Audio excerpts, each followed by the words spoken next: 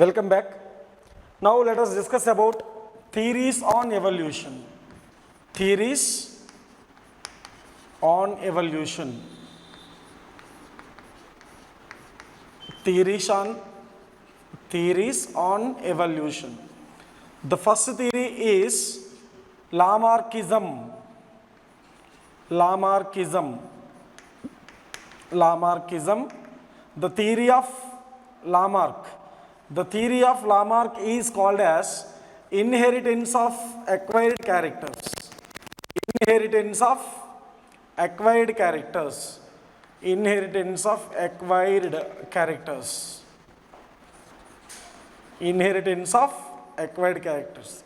The theory of inheritance of acquired characters was proposed by Jean-Baptiste Lamarck.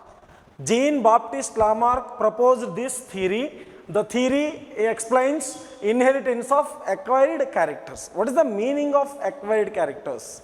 Acquired characters means the characters which we will get throughout the life, whatever the characters we will get, those characters are called acquired characters. The inheritance of acquired characters that is proposed by Lamarckism. According to Lamarckism, the characters always pass from parents to offsprings which are acquired in the lifetime. The characters which are acquired in the lifetime will be passed from parents to offsprings. So that was proposed by Lamarck.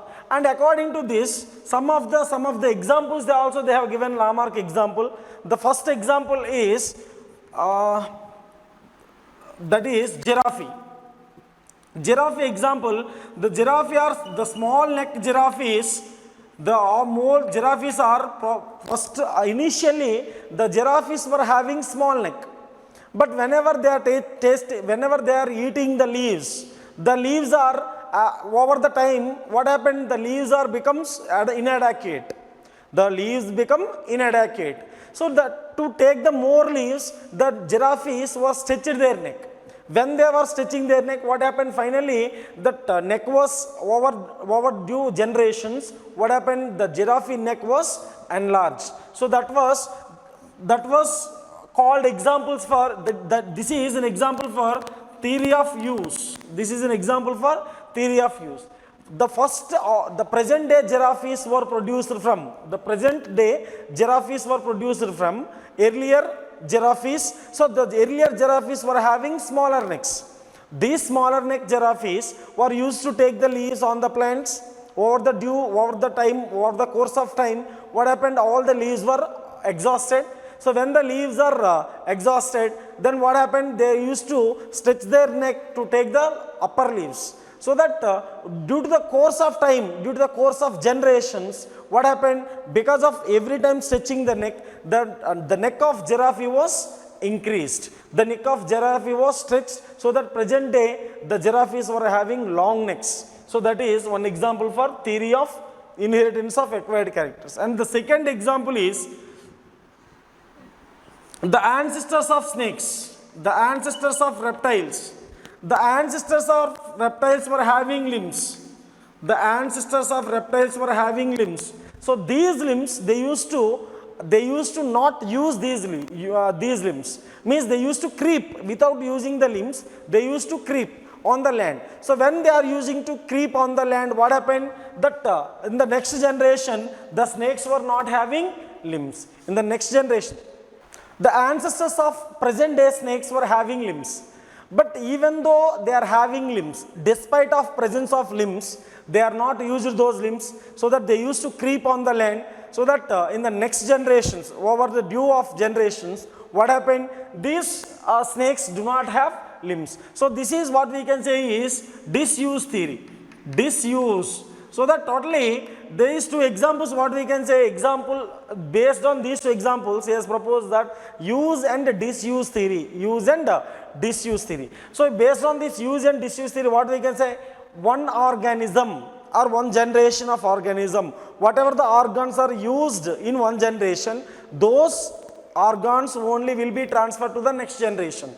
But the organs which are not used by the previous generation will not be reached to next generation. So that was given by use and disuse theory. In the use theory, what we can say is giraffe in stretching neck. When giraffe was having the sufficient amount of food, then the giraffes were having short neck. As long as they are having enough food, so then they were not stretched their neck. But whenever the food was inadequate, then what happened? The giraffes were stretched their necks to take the upper leaves. So for that they used to stretch their necks in every generation. Every generation that was happened like that continuously, so that present day giraffes were having long neck. So this is the example for use theory. So present day giraffe's neck was, because the present day giraffe's neck is, so because of use theory of Lamarckism. And the snakes, ancestors of snakes and reptiles were not using their limbs, so that the limbs were, despite of presence of limbs, they did not use the limbs, so that the limbs were disappeared in the present day snakes. That was given by Lamarckism for disuse theory. So this is based on these two, what we can say, use and disuse theory.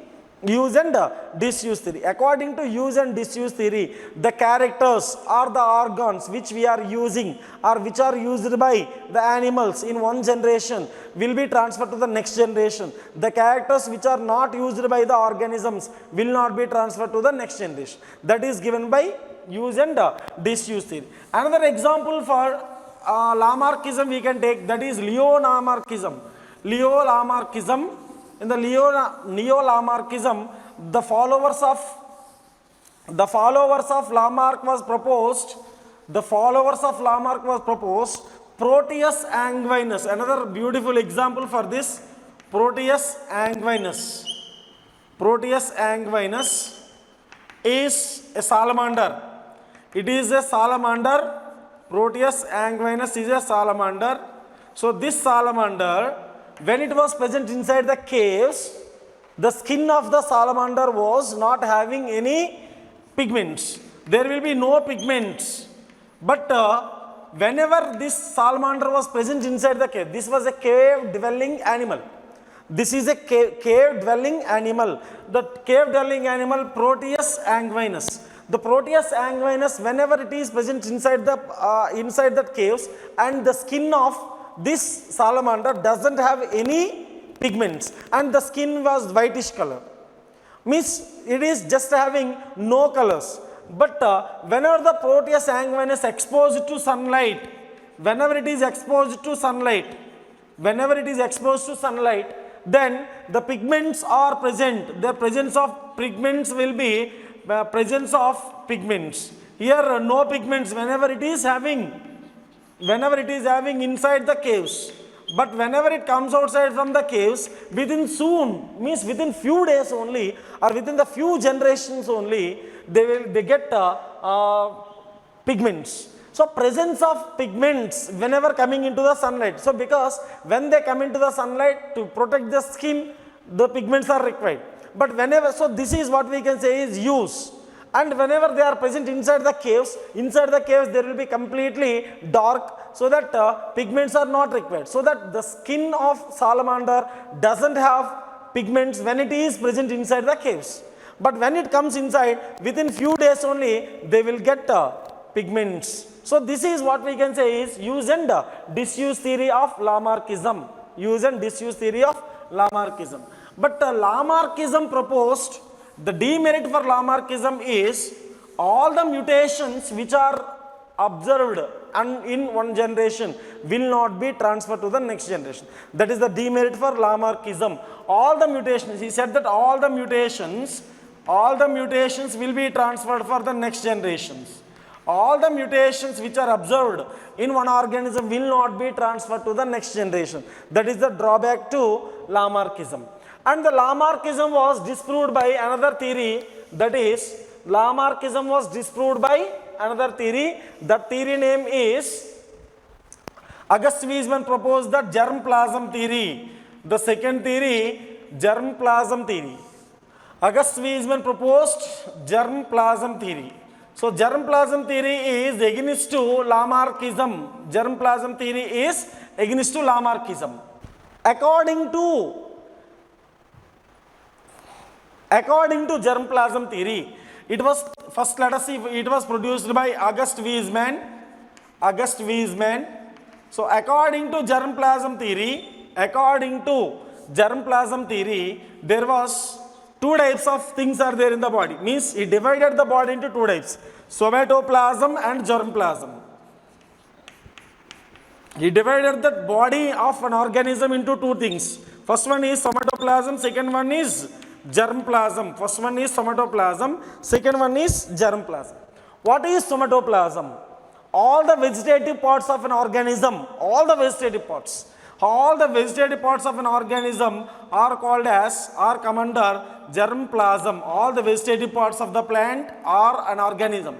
All the vegetative parts of an animal or all the vegetative parts of an organism are called somatoplasm. And germplasm, on the reproductive parts of reproductive cells, the reproductive cells only called, reproductive cells of an organism are called germplasm. The reproductive cells of an organism is called germplasm. So what Lamarckism? Once again let us recall Lamarckism. Whatever the mutations or whatever the changes occur in the body, wherever the body, whatever the part in the body, these changes will be transferred to the next generation. That was given by Lamarckism.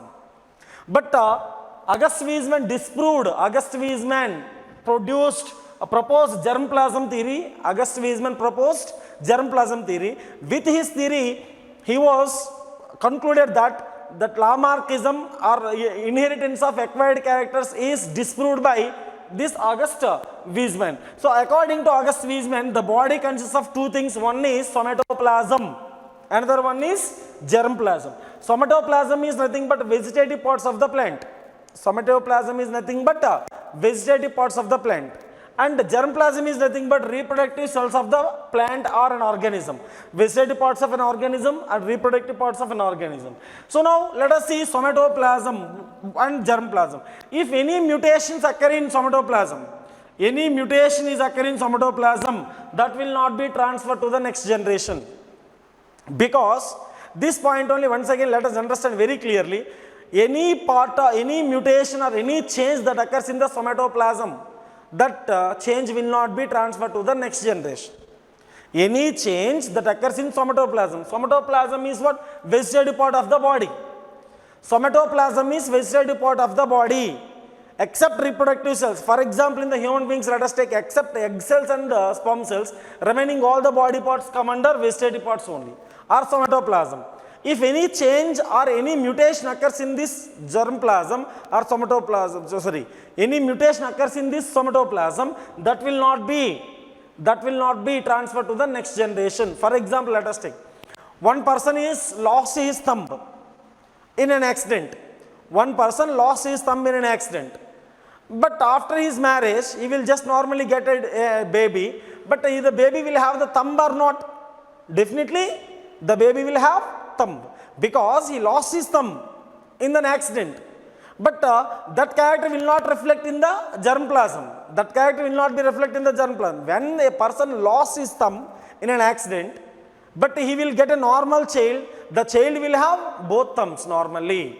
So that lacking of the thumb is a character of vegetative parts or somatoplasm. It will not be transferred to the next generation. It will not be transferred to the next generation. That was somatoplasm or vegetative parts of the vegetative part, and that is somatoplasm. Somatoplasm changes occur in somatoplasm will not be, the changes occur in somatoplasm will not be moved to next generation. But the changes occur in germplasm. But any change occurs in germplasm, that will transfer to next generation. That will transfer to next generation. This only proved by August Weismann. He was taken some rats. Taken some rats and he cut down the tails.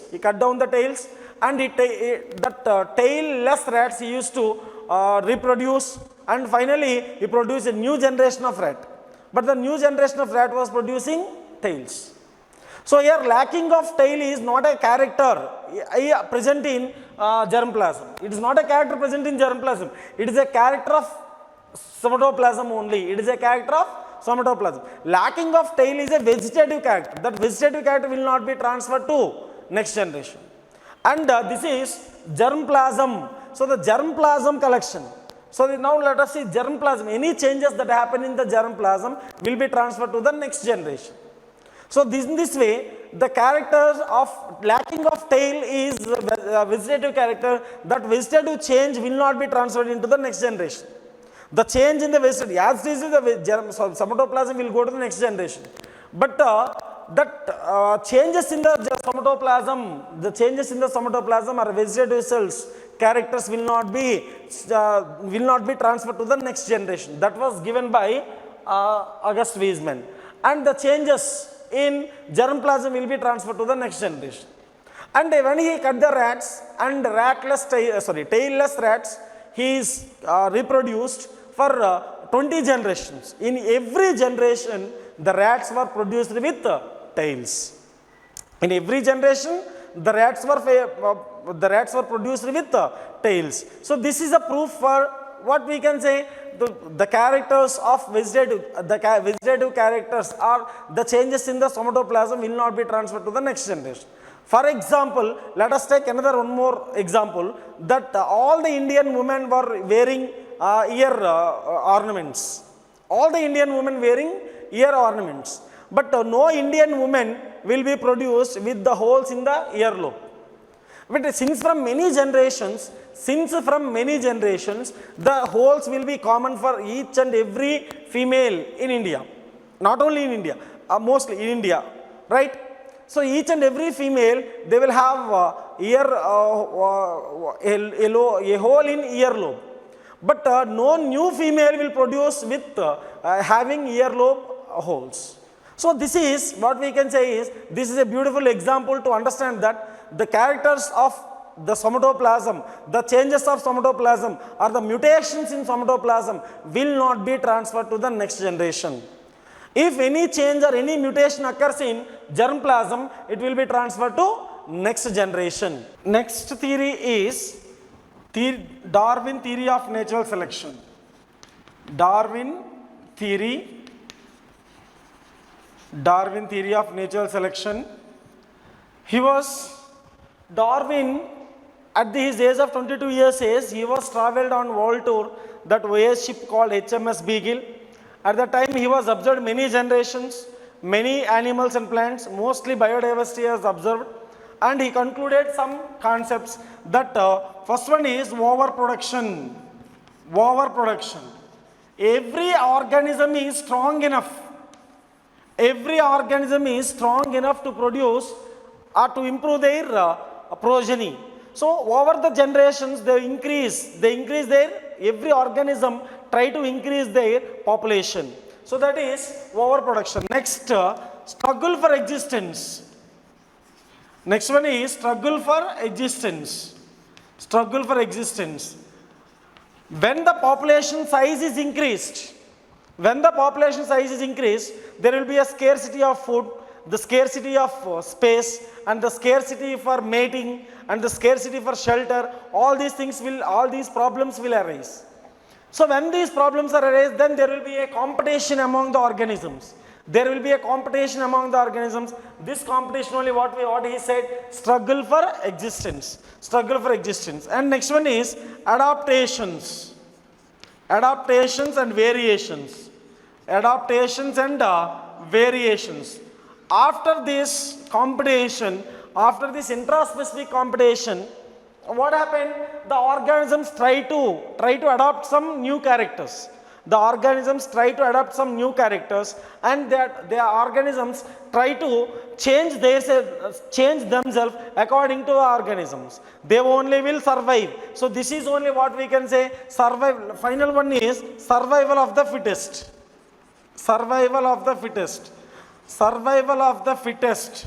The organism whichever the organism whichever changes, the organism whichever undergoes adaptations, those organisms only can be survive, and the remaining organisms will not be survive. This is only what we can say is survival of the fittest. Survival of the fittest, this phrase was given by Herbert Spencer. Herbert Spencer. And the survival of the fittest is, among the fittest word in relation to Darwin is reproductive fitness. Reproductive fitness. The survival of the fittest in terms of Darwin, reproductive fitness. Reproductive fitness. One organism said to be reproductively fit when it is survived up to reproductive age and when it is produced offsprings. An organism is said to be reproductively fit whenever it is survive up to reproductive age and whenever it is produced new organisms, then the organism is said to be that reproductively fit organism. Reproductively fit organism. Obviously, the reproductive fit organisms only will survive for the next generations. The reproductive fit organism only survive for the next and next generations, and remaining organisms who are the remaining organisms whichever unfit reproductively, those organisms will be eliminated by the nature. This is what is said is natural selection. The natural selection is nothing but selecting a better character by the nature. Selecting of a better character. For example, a large number of organisms are present in the nature. So due to changes of environment or due to scarcity of the food material, the organism also need to be changed according to the environment. The organisms which are changed, those organisms only will survive in future generations. So that is what we can say is natural selection. So that was proposed by Darwin, theory of natural selection. And he wrote another book that is called Origin of Species and Natural Selection. Origin of Species and Natural Selection. Next, mutation theory. Mutation theory proposed by Hugo de Vries. Mutation theory. It was proposed by mutation theory was proposed by Hugo de Vries. Hugo de Vries. He observed mutations in Enothera lamarckiana.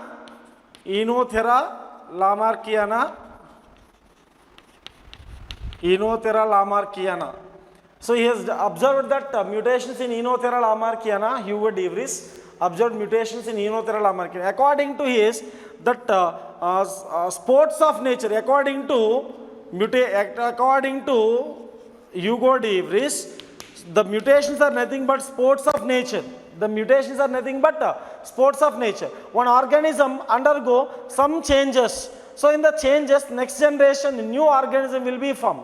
The new organisms are produced from the old organism only, but the new organisms will be different from the older ones. So these type of changes, what he said, sports of nature. He said that sports of nature.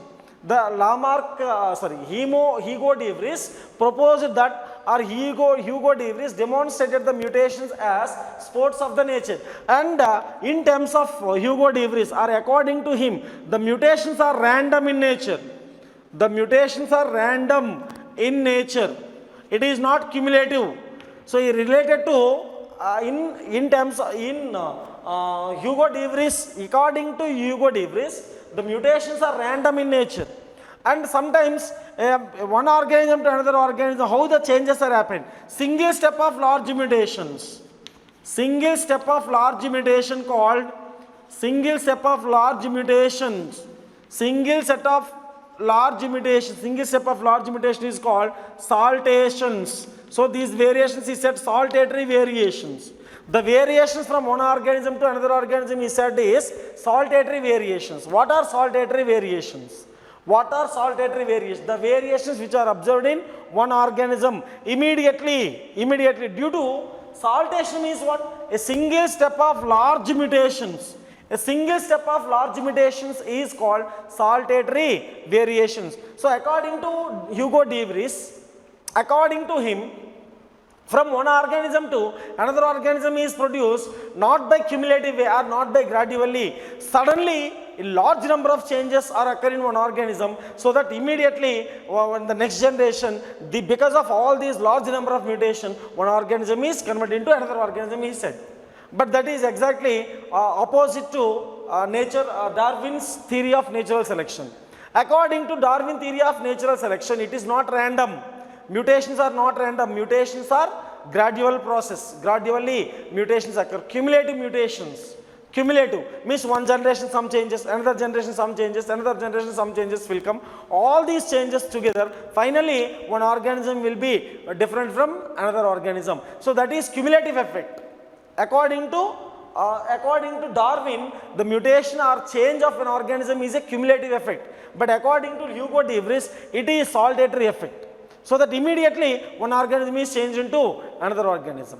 And he said that mutations are random. Mutations are randomly occur. Mutations are normally randomly occur, but mutations are compulsory occur in every generation. Those generations mutations will be finally together and form a new organism. So according to Hugo de Vries, evolution takes place at a time. Evolution takes place at a time, but according to Darwin, evolution is a gradual process. It is very slow process. But according to this Hugo de Vries, evolution takes place randomly and fastly. But according to Darwin, according to Darwin, the evolution process is cumulative and gradual process. So that is, now let us discuss about mechanism of evolution.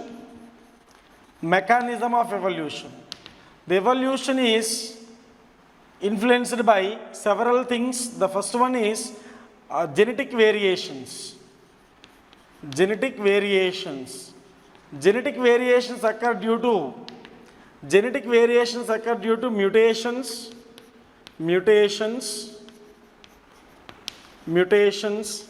and genetic drift, and gene migration,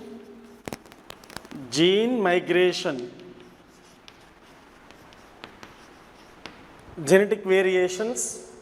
So mutation first, let us. Mutation means, we know already the change in a genetic level is called mutation. The change in gene level is called mutation. So mutations are considered as the sports of nature by sports of nature by de Vries. And next, genetic drift. Now let us see genetic drift. What is genetic drift?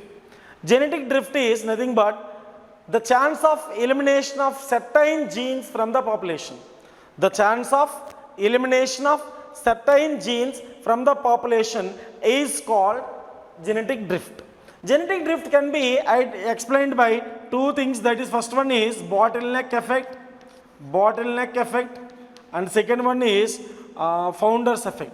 Bottleneck effect, and second one is founder's effect. So this is genetic drift. Genetic drift is also called, genetic drift was proposed by Sewall Wright. Genetic drift was proposed by Sewall Wright. So then that is Sewall Wright. Genetic drift was proposed by Sewall Wright. So that it is also called as Sewall Wright effect. Genetic drift is also called Sewall Wright effect. What is genetic drift? Chance of elimination of certain genes. Chance of elimination of certain genes from a population, or change in the frequency, allelic frequency in a population. So due to any calamities, change in the allelic frequency in a population is called genetic drift, or chance of elimination of certain genes from a population is called genetic drift. So genetic drift can be explained by two things. The first one is bottleneck effect, and second one is founder's effect. For example, in the bottle, let us take some round globes. Like for example, let us take some small balls. Let us take in the bottle. So in the bottle, through the bottle neck, it is very smaller, so that every ball we have to keep it inside the bottle, and finally the bottle is filled with the small balls. Let us consider that this is a population. This is a population. Let us consider that. Let us take one bottle. Through the smaller neck of the bottle, let us keep inside the bottle small balls, and these balls are filled in bottle. Now the bottle is considered as a population. Let us keep the bottle in reverse. When the bottle kept reverse, what happens? Some of the few balls only will come outside, remaining will be stuck inside the bottle. Because the bottle neck is very smaller. The bottle neck is narrow, so that when you turn the bottle like this, then what happens? Some few bottles only will come and remain, some few only balls only will come, remaining will not come. So this is what we can say is bottleneck effect. Like that, in one population, some of the new, only few individuals may be left for next generation. Then the next year or the next generation, very few only will be left. Due to catastrophes or any disorders or any natural calamities, very few animals or very few organisms may be left for next generation.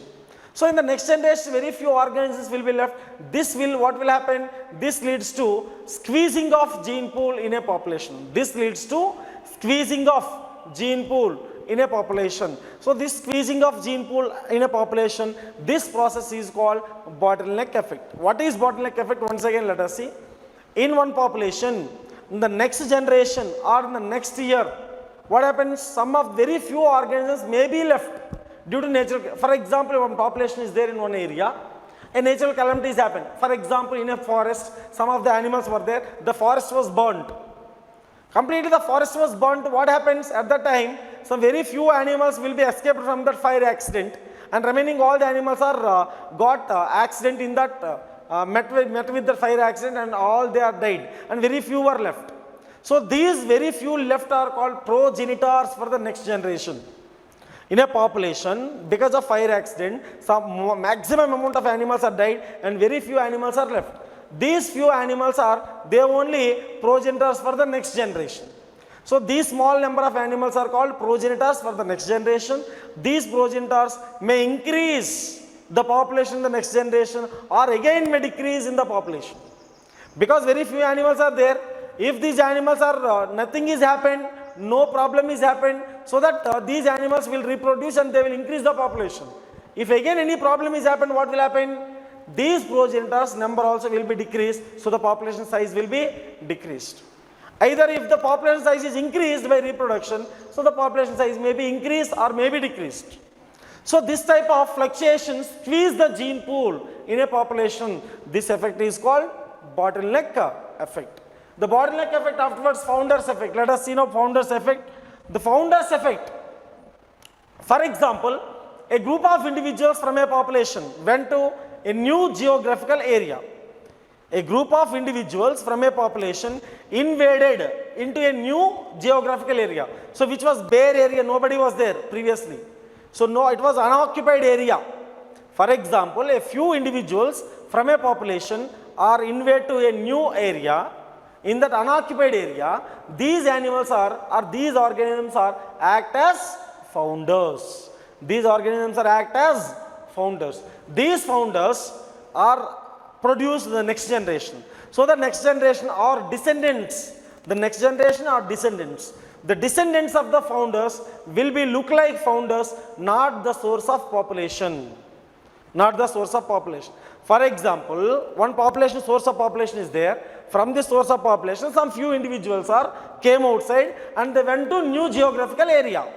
They went to new geographical area. When they went to new geographical area, there they are called as founders. The founders' descendants will be look like founders only, not like the source of population. This is called founders effect. This is called founders effect. And next one, let us see gene migration. First of all, before that, let us see gene pool. What is gene pool?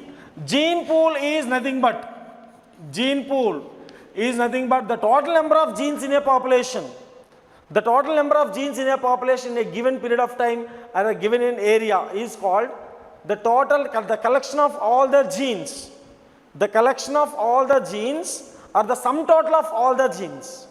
The total number of genes or sum total of all the genes. The sum total of all the genes present in a population in a given geographical area is called gene pool. Very, very important. One more question, what is gene pool? Gene pool is a collection of all the genes or the sum total of all the genes.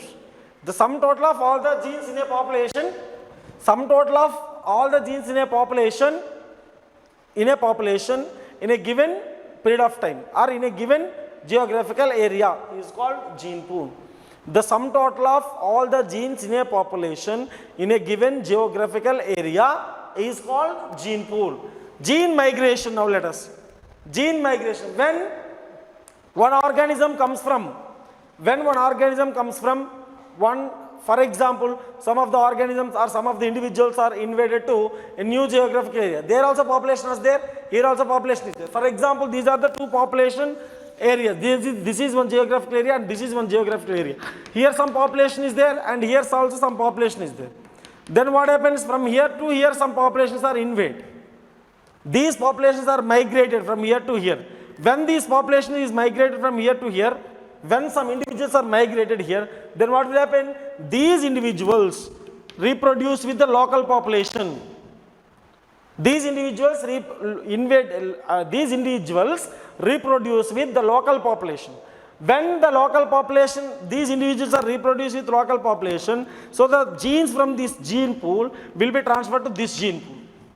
Gene pool means what? The collection of all the genes present in this population in a given geographical area. This is one gene pool. And here all the population is there, here also genes are there, so that this is one gene pool. Collection of all the genes of population in a given geographical area is called what? Gene pool. This is one gene pool and this is one gene pool. Here also individuals are there, here also individuals are there. But whenever these individuals are migrated to this place, these individuals reproduce with the local population or the host population, so that new genes will be added to the gene pool of host population. Gene pool of host population. So from here some genes will be added up to this gene pool. So this process is called gene migration. Natural selection. Next, natural selection is three types. Natural selection also one of the factors.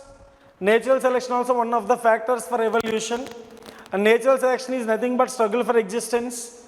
And in that struggle, the organisms, better organisms will be selected by the nature.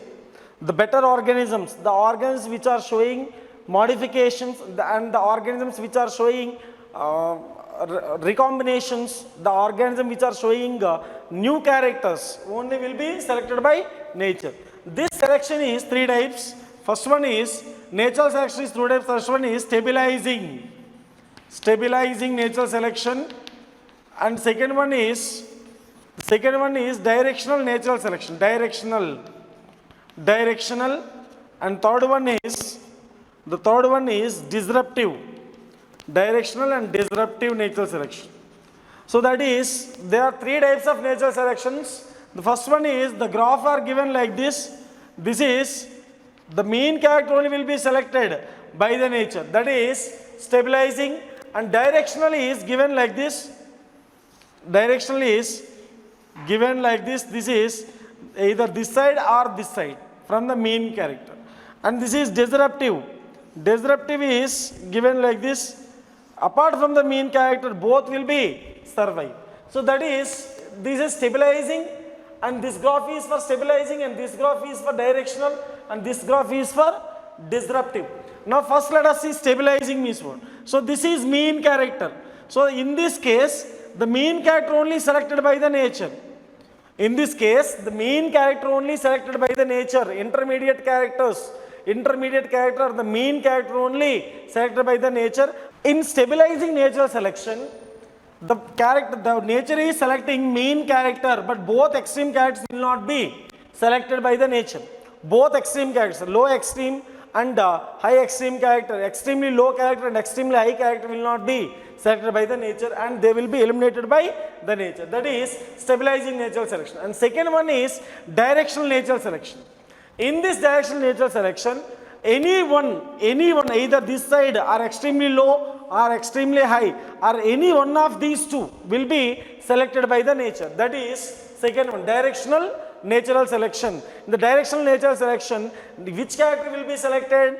Now apart from the mean character, any one of the extreme characters, either low or high, will be selected by the nature. And disruptive, let us come for disruptive natural selection. In the disruptive natural selection, mean character, apart from the mean character cannot be selected by the nature. This is opposite to disruptive, and these two are opposite to each other. These two are opposite to disruptive and is opposite to stabilizing natural selection. So in the stabilizing, what mean cat will be selected, but in the case of disruptive, mean cat will not be selected. Both characters, either apart from this mean character, both sides character will be, means extremely low and extremely high characters will be selected by the nature. This is disruptive. So what is the example for stabilizing natural selection, where mean character only will be selected? For example, in England, there are three types of babies were born. So some babies are having some particular three types of weights of babies, 3 weights babies, 8 elbows, and some of the babies 8 pounds, like three babies with 3 types of weights. Babies are born. The babies with 3 different weights, the babies are born. And the middle character only, means the baby with medium weight only, they have selected, or they have only survived, and remaining extremely low weight and extremely more weight babies are died. So this is what we can say here, mean character only selected, means the baby with medium weight only survived, means the baby with medium weight only selected by the nature. The baby with extremely low weight and the babies with extremely more weight are completely eradicated, means what, they will be eliminated by the nature. That is stabilizing natural selection. Second one is directional natural selection. Directional. What is directional natural selection? In the directional natural selection, the mean character will not be selected. Any one of the character, any one, not both, any one only will be selected. For example, the mosquitoes are having resistance to DDT. The mosquitoes are having resistance to DDT. DDT resistant mosquitoes are example for directional. DDT resistant mosquitoes are examples for directional, means highly they are getting resistance to DDT. That is, DDT resistant mosquitoes is example, getting resistance to DDT by mosquitoes. Mosquitoes getting resistance to DDT is an example for. Second one is directional natural selection, and the third one is, and second directional natural selection, another example what we can take is industrial melanism. Industrial melanism. Industrial melanism. So industrial melanism and mosquitoes getting resistance to DDT, those two are examples for directional natural selection. Next one is disruptive natural selection. In the disruptive natural selection, mean character, apart from the mean character, both extreme characters will be survived. For example, there are 3 types of rocks are there in one area. Some rocks are black color and some rocks are brown color. Some rocks are black color and some rocks are white color.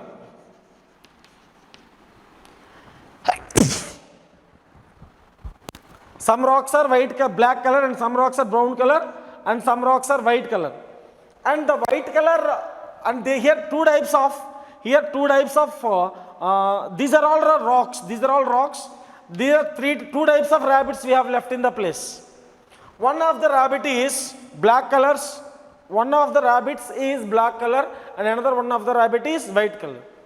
And brown color rabbit also we have left. The example for disruptive natural selection is, let us take in one area black color rocks and white color rocks are there. Black color rocks and white color rocks are there. In that area we have left three types of rabbits. One rabbit is completely black color, one rabbit is brown color, another rabbit is completely white color. Like 3 types of rabbits we have used. So the 3 types of rabbits or 3 types of squirrels or anything, any animal or moth or mosquito or whatever. So any moth or rabbit or any other animal which are having these 3 colors we have left in the place. Then what will happen? The black color animal will be escaped from these black color rocks. These are the rocks. These are the 2 types of rocks are there. Black color rocks and white color rocks are there in that area. So that the animal which are in the black color, they will be escaped from the black color rocks. The animal which are white in color, they are escaped from the white color rocks. So that in the here middle character is what? Brown color. So cannot be escaped by anything, so that brown color will be eliminated from the nature. So that here mean character is eliminated from the nature. But here mean character only selected from the nature, both sides will be died. Here 3 types of weights are there: low weight, medium weight, and third one is more weight. These three types of babies are born. This type of baby only born and survive, and this type of baby not survive, this type of baby not survive. The baby with low weight and the baby with more weight, both are not survive. So that here mean character is only selected by the nature. So this is called as stabilizing natural selection. And here directional natural selection, example for DDT resistance to mosquito is example for directional, and industrial melanism also example for directional. And third one is disruptive, and the third one is disruptive. The disruptive selection is opposite to stabilizing. Stabilizing medium character is selected, both two are not selected. But here what happened, black color, white color rocks are there. Here three types of animals we have left. One is black color, one is medium, another one is white color.